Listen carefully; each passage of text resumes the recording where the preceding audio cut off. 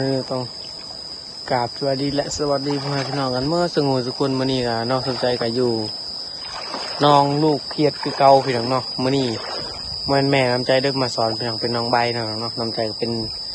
นหมู่ไปเป็นหมู่คือเก่าพี่น้องเป็นไปก็ให้กำลังใจเก่าพี่น้องให้ได้หลายๆพี่น้องได้กินให้จะได้กินแซ่บๆพี่น้องเนาะพี่น้องได้นึงเนาะหมดเขาซ่อนก่อนแล้วนะพี่น้องเนาะเบิ่งน้ำขุ่นเนาะพี่น้องกันเขาบ่ได้ซ่อนในน้ำใสเนาะพี่น้องเนาะไปเดี๋ยวพอเลยเดี๋ยวไปเบิ่งกันเลยนี่น้องใบพี่น้องมาแม่เขาจิบตีให้น้องใบหากินน้ำใจกับไปเป็นหมู่ก็มันอยู่ห่างจากคืนนะพี่น้องก็เป็นทะยานนะไปคนเดียวนี่ต้องไปเป็นหมู่นะพี่น้องไปเลยพี่น้องไปเบิ่งกันเลยว่าสิได้หลายหรือสิได้น้อยพี่น้องไปชมกันเลยเอาเลย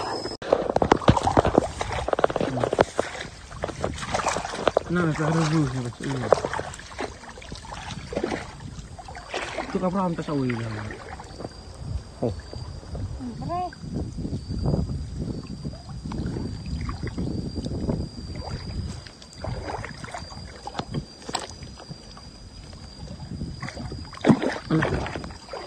มือ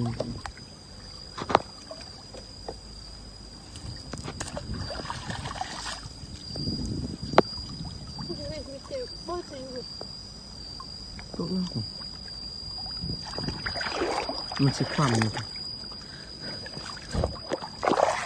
นความนี่แล้ว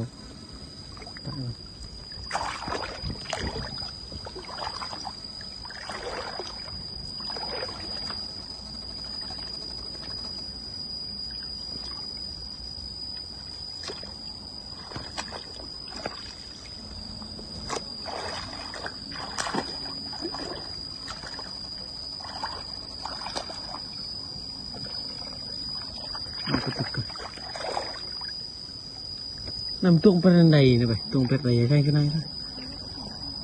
เก็บไปตัวกันเบ้านะ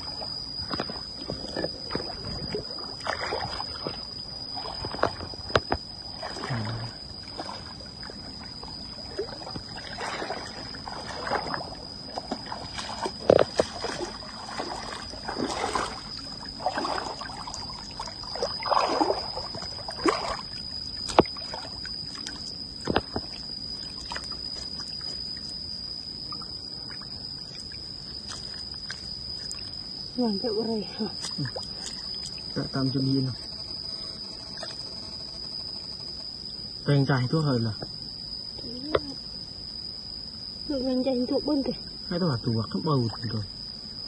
ตัวเราจะเป็นตรงนะเดี๋ยวไปแอนหามาไอ้เนี่ยเลยแรงใจจะได้ตัวพูดอะไรคืออะไร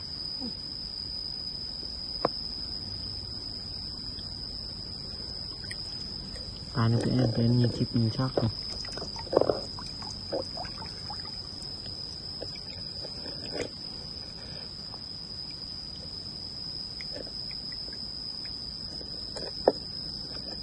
เมื่อเราจะคอยทำความสะอาดอีกครั้งครับหน้าคนซ้อนหลังเอเล่เตะต่อกันเลยไปไปต้นช่อเดินนะนี่จ้ะน่ะน่าเต้ช่อยเราไปดิเอ็น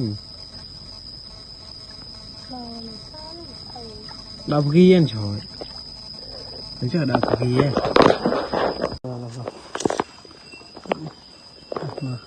มาพี่น้องเราคลิปน้ำใจคาราไปก่อนพี่น้องเราคลิปนี้พี่น้องเดี๋ยวเขาตัวเมื่อกันนะพี่น้องเนาะไปพี่น้องไปเมื่อพี่น้องสบายดีพี่น้องเจอกันนานเนาะ